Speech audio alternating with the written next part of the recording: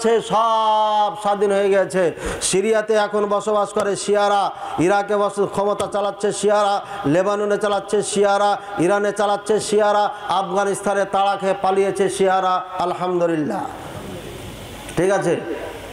এই সব দেশগুলো একদিন মুসলমানদের হাতে আসবে, এটারও নমুনা নিদর্শন পাওয়া যাচ্ছে বর্তমান সময়ে। কিভাবে পাওয়া যাচ্ছে বলেন?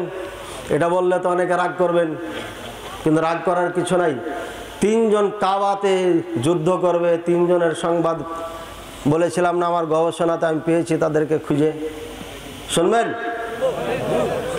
ওখানে কোনো কাফের যুদ্ধ করার জন্য আসবে না, মুসলমানের সন্তানেরাই যুদ্ধ করবে। এটা দুটা ব্যাখ্যা। সৌদি সরকারের ঘরের মধ্যে 3 জন যুবক তৈরি হবে, যারা নিজেরাই সৈন্যদেরকে বন্টন করে ফেলবে, এরাই যুদ্ধ করবে কাবাতে সম্পদের জন্য। ওখানে বিশাল ভান্ডার লুকিয়ে রেখেছে আল্লাহ কাবার নিচে, বলেন সুবহানাল্লাহ। অথবা 3টি আরব সন্তান, 3 জনই বাদশার সন্তান। একজন হচ্ছে মোহাম্মদ বিন সালমান, বয়স কত? আর 33 বছর চলছে।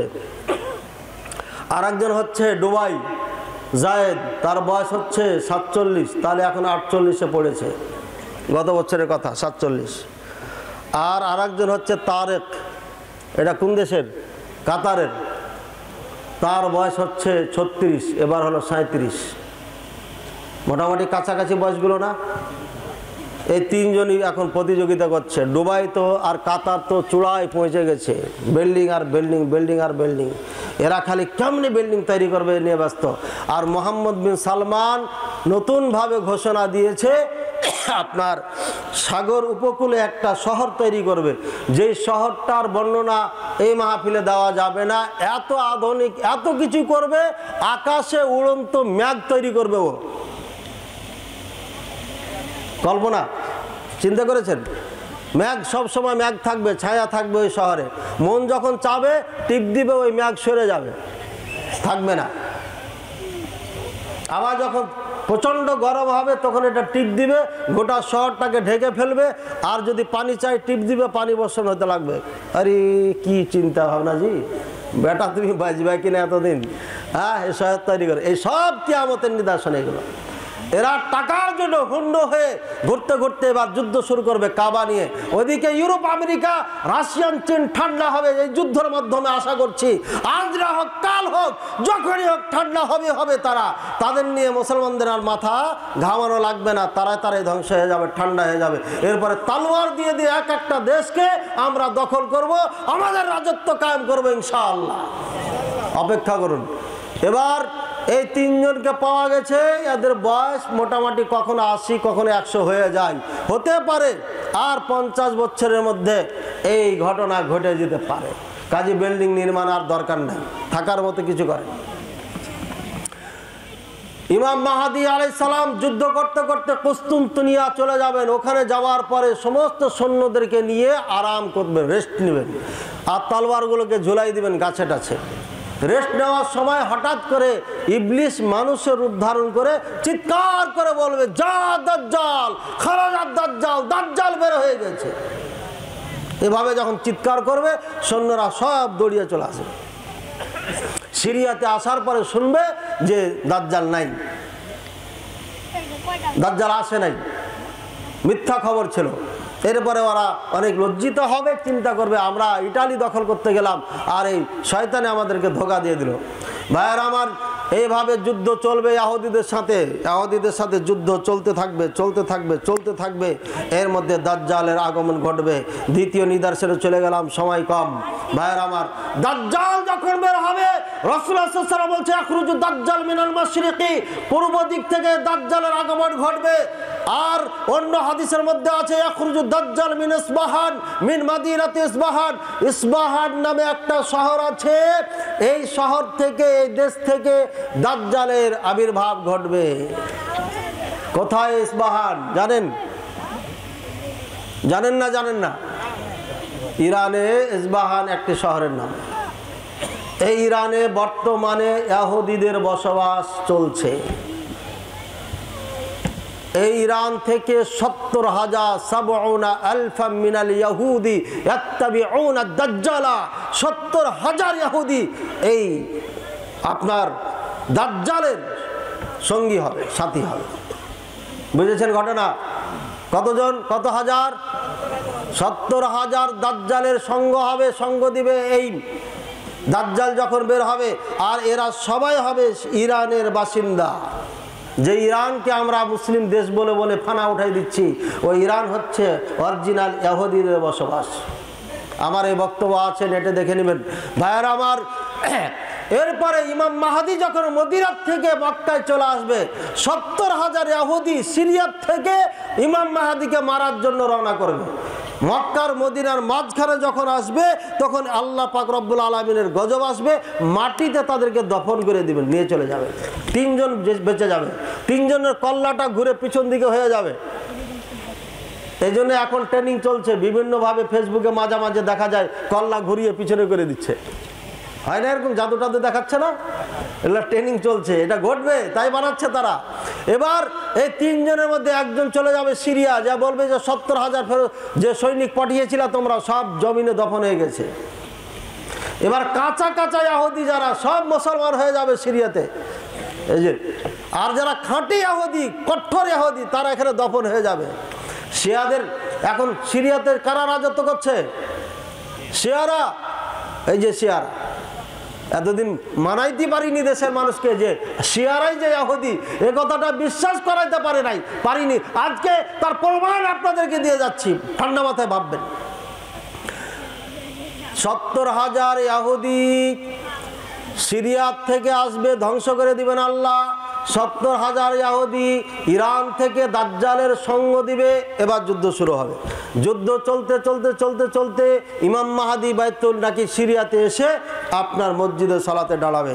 ঠিক সালাতে দাঁড়াচ্ছেন এই মুহূর্তে ঈসা আলাইহিস সালাম 2 জন ফেরেশতার পরে ভর দিয়ে মসজিদের মিনারায় চলে আসবে। মানারাতুন বাইদা, এই সাদা মানারা এখনো আছে, ঝলঝল করতেছে। এই সিরিয়া যখন যুদ্ধ ঘোষণা করে, তখন ওই মসজিদের পাশে সালাহুদ্দিন আইয়ুবী রহিমাহুল্লাহর কবর আছে আশপাশে। ওই কবরের পাশে বলেছিল, এই সালাহুদ্দিন, দুনিয়াতে আর কোনোদিন সালাহুদ্দিন আসবে না, এখনো আসে না, আর আসবে না। আমরা 3য় বিশ্বযুদ্ধ শুরু করলাম, তুমি সালাহুদ্দিন পারলে ঠেকাও। এই ঘোষণা দিয়েছিল এক সূত্রে, আমি নেটের মাধ্যমে জানতে পেরেছি। একজন এরাবিয়ান বক্তা বক্তব্য দিচ্ছিলেন, এভাবে বলছেন যে 3য় বিশ্বযুদ্ধ সেদিন শুরু হয়েছে যেদিন সিরিয়ার যুদ্ধ শুরু হয়েছে মুসলিম আর ইহুদিদের মাঝে। ভাইরা আমার, এবার ওই সিরিয়া তো যখন উনি সালাতে দাঁড়াবেন, ইকামত হয়ে যাচ্ছে, এই মুহূর্তে ঈসা আলাইহিস সালামের আগমন ঘটবে। উনি সালাম দিয়ে ঢোকে, ইমাম মাহাদি তাকিয়ে দেখবেন ঈসা আলাইহিস সালাম এসে গেছেন।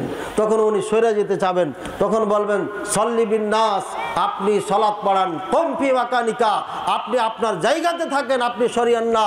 আল্লাহ রাসূল সাল্লাল্লাহু আলাইহি ওয়াসাল্লাম বলছেন শারাফাতাল লিহাদিহিল উম্মাহ লা ইয়াকুমুল ইমামান আল মাসীহ মা ইবনু মারইয়াম আলাইহিস সালাম। এই উম্মতের সম্মানার্থে ঈসা আলাইহিস সালাম ইমামতি করবেন না, আমার উম্মতের ইমাম মাহদিকে দায়িত্ব দিবেন, বলেন সুবহানাল্লাহ। বোঝা যাচ্ছে কি এই মুহূর্তে আমার উম্মত নবীর থেকেও পাওয়ারফুল, বলেন সুবহানাল্লাহ। সম্মান ইজ্জত এই উম্মতের। আর এই বোকা মুসলমান আমরা বুঝি না যে আমার উম্মত, আমরা মুসলমান এত পাওয়ারফুল উম্মত, আমরা রাসূলকে চিনি নাই, যার কারণে আমাদের এই অবস্থা। আমরা নিজেরা কালিমা জানি না, নিজেরা কোরআন জানি না, নিজেরা ধর্ম বুঝি না, আমরা শুধু নিজকে মুসলিম মনে করি, কিচ্ছু বুঝি না ইসলামের। ভাইরা আমার, ঈসা আলাইহিস সালাম আসার পরে এবার 2 জন মিলে কাজ হবে দাজ্জালকে খুঁজে বের করা। দাজ্জালকে খুঁজতে খুঁজতে খুঁজতে যাবে, যাওয়ার পরে সন্ধান পাবে দাজ্জাল পালাচ্ছে ফিলিস্তিনের দিকে, ইসরায়েলের দিকে।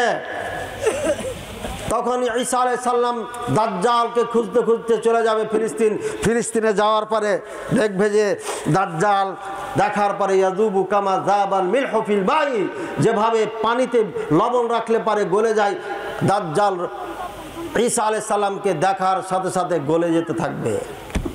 একেবারে দুর্বল হয়ে যাবে। এর আগে দাজ্জালকে মারার আগে দাজ্জালের কাণ্ড কীর্তি শিখে নেন, জেনে নিতে হবে। আল্লাহ রাসূল সাল্লাল্লাহু আলাইহি ওয়াসাল্লাম বলছেন, ইতবাউদ দাজ্জাল আকসারুহুম নিসা। দাজ্জালের যারা অনুসারী হবে অধিকাংশ হবে নারীরা। এই জন্য যে নারীরা ধর্ম বুঝে না। ওয়াল আজম, তারপরে হবে নন এরাবিক, যারা আরবি ভাষী নয়, তারা আপনার সেদিন দাজ্জালের সঙ্গ দিবে। বুঝতে পারলাম কি? নন এরাবিক যারা বেশি ভয়ঙ্কর অবস্থায় আছেন, কারণ আমরা কোরআন বুঝি না, আমাদের ভাষাও কোরআন না, আর আমরা কোরআনের ভাষাও পড়ি না, যার কারণে অজ্ঞতার কারণে দাজ্জাল আসবে। আসার পরে বলবে, ইয়া আব্দুল্লাহ আইনা আবুকা। এই দাজ্জাল প্রথমে যখন বের হবে তখন বলবে আমি নবী, নবুয়াত দাবি করবে। এরপরে পরবর্তীতে দাবি করবে আনা রব্বুল আলামিন, আমি গোটা পৃথিবীর রব। বলেন নাউজুবিল্লাহ। এরপরে এই দাবি করে পারে মানুষকে হত্যা করতে থাকবে। আমরা যখন তাদের সামনে পড়ব, মৌলবীরা যারা পাক্কা সাচ্চা মুসলমান, তাদেরকে তলোয়ার দিয়ে 2 খণ্ড করে দিবে। আর যখন কাঁচা ইমানের মানুষ দেখবেন এখানে ঢল লেগে যাবে, যেভাবে আপনারা এসেছেন এর মতো মানুষ, নারী পুরুষ সবাই একাকার হয়ে যাবে। রাসূলুল্লাহ সাল্লাল্লাহু আলাইহি ওয়াসাল্লাম বলছেন, খবরদার দাজ্জালের সম্মুখে যাবে না। দাজ্জালের জন্য প্রতি সালাতে দোয়া করো, আল্লাহুম্মা ইন্নী আউযু বিকা মিন ফিতনাতিল মাসিহিদ দাজ্জাল। এ আল্লাহ, তোমার নিকটে দাজ্জালের ফিতনার থেকে আমি পানা চাচ্ছি। প্রতিটি সালাতে বলতে হবে এই দোয়াটা, আল্লাহুম্মা ইন্নী আউযু বিকা মিন আযাবি নারি জাহান্নাম ওয়া আউযু বিকা মিন আযাবিল কবরি ওয়া আউযু বিকা মিন ফিতনাতিল মাহইয়া ওয়াল মামাত ওয়া আউযু বিকা মিন ফিতনাতিল মাসিহিদ দাজ্জাল। রাসূলুল্লাহ সাল্লাল্লাহু আলাইহি ওয়াসাল্লাম যতক্ষণ পর্যন্ত এই দোয়াটি পাঠ না করতেন ততক্ষণ পর্যন্ত সালাম ফিরাতেন না। আর আমরা ওই দোয়াটা পড়ি যে দোয়াটা রাসূলুল্লাহ সাল্লাল্লাহু আলাইহি ওয়াসাল্লাম আবু বকরকে শিখিয়ে দিয়েছিলেন। আবু বকর, তুমি যখন সালাত পড়বে তখন তুমি এই দোয়াটা পড়বে, আল্লাহুম্মা ইন্নী যালামতু নাফসি যুলমান কাসীরা। এই দোয়াটা আবু বকর রাদিয়াল্লাহু তাআলা আনহুকে শিখিয়ে দিয়েছিলেন। এর অর্থ আগেরটা অবশ্যই ঠিক রাখতে হবে। এই জন্য রাসূলুল্লাহ সাল্লাল্লাহু আলাইহি ওয়াসাল্লাম এইটা প্রতিদিন পাঠ করতেন। তাই উলামায়ে কেরাম, একদল উলামায়ে কেরাম বলেছেন এই দোয়াটা পাঠ করা ওয়াজিব। একদল উলামায়ে কেরাম বলেছেন, তবে সহিহ মতে এটা ওয়াজিব নয়, কিন্তু এটা পড়া উচিত। রাসূলুল্লাহ সাল্লাল্লাহু আলাইহি ওয়াসাল্লাম কখনো এই দোয়াটা ছাড়তেন না। ভাইরা আমার, মাসিহুদ দাজ্জাল এত ভয়ঙ্কর হবে, আপনার সামনে এসে বলবে আইনা আবুকা, তোমার বাপ কোথায়? বলবে মাতা, মরে গেছে। কখন মারা গেছে? ক্বাবলা 10 সানাওয়াত 20 সানা, আমার 20 বছর আগে, 10 বছর আগে বাবা মারা গেছে। আইনা কবরুহু, তার কবর কোথায়? তখন আপনি নিয়ে যে দেখাবেন, হাদা কবর আবি, কবর আবি, এটা হচ্ছে আমার পিতার কবর। ও বলবে কে? নাম জিজ্ঞাসা করবে না, আপনার বাবার নাম ওর মুখস্থ আছে, ওর খাতায় লেখা আছে। বলবে কম ইয়া ফলান, এই উমুক উঠো, কম ইয়া ফলানা, কম ইয়া ফলানা, এই উমুকের মা উমুক উঠো। আপনার পিতা মাতা একবারে সেম, আপনার পিতা মাতা দাঁড়িয়ে যাবে, যা বলবে ইয়া বুনাইয়া ইত্তাবি হাজার রাজুল, একটু পানি দিবেন, এ আমার সন্তান, এই ব্যক্তির অনুসরণ করো, আনুগত্য করো, ইন্নাহু সাদিকুন, ইনি হচ্ছেন সত্যবাদী। কথা বুঝেছেন? বলবে এ সত্যবাদী, আর অনুসরণ করো। এবার বলেন, আপনাকে যদি এভাবে দাজ্জাল এসে পিতামাতাকে উঠিয়ে দিয়ে বলে, আর আপনার পিতা যদি বলে আরে আমার সোনাধন, এটা হচ্ছে সত্যবাদী, এরই অনুসরণ করো, আপনি কি করবেন? কি করবেন? মানবেন না? মানবেন না? এখানে 1000 বার বলবেন হ্যাঁ হ্যাঁ হ্যাঁ আপনি আমার রব, 1000 বার বলবেন, একবার বলবেন না। তার প্রমাণ এই বাংলাদেশের নারী পুরুষ এত নির্বোধ, একটা গাছে সুতা আর লাল কাপড় বাঁধতে বাঁধতে বাঁধতে গাছ কি দেখা যাচ্ছে না। ন্যাংটা পীর, মুজগালায় বড় কাড়া কাড়া, ভারত থেকে চুপে চাপে এসে এখানে পীর সেজেছে, আর ওকে পূজা করছে বাংলাদেশের মুসলমান। সুতরাং এই মুসলমানের সামনে যদি বড় পীর শয়তান চলে আসে দাজ্জাল, আর বাপকে জিন্দা করে যদি খাড়ো করে বাপই বলে তার আনুগত্য করো, তাহলে পারে এ সন্তান টিকে থাকতে পারবে? কোনোদিন টিকে থাকতে পারবে না। এই জন্য দাজ্জাল খুব ভয়ঙ্কর। তাই রাসূলুল্লাহ সাল্লাল্লাহু আলাইহি ওয়াসাল্লাম বলছেন, তোমরা তাওয়াজু অথবা ইস্তাইযু মিন ফিতনাতি দাজ্জাল, দাজ্জালের ফিতনা থেকে আল্লাহর কাছে পানা চাও, এটা ভয়ঙ্কর ফিতনা। ভাইয়ের আমার, দাজ্জাল আসমানকে বলবে ইয়া সামা দুনিয়া তামতর, এই দুনিয়ার আসমান পানি দাও, সাথে সাথে পানি হতে লাগবে। অদ্ভুত। ইয়ার এই জমিন তম্বত, খেত দাও, খেত হতে লাগবে। আপনি বলবেন আমার 5 বিঘা জমিতে আম বাগান বানিয়ে দেন, ও বলবে এই জমিন আম বাগান বানিয়ে দাও, আম বাগান বানিয়ে দিবে। বুঝছেন? ফল দাও, ফল দিয়ে দিবে। এবার আপনি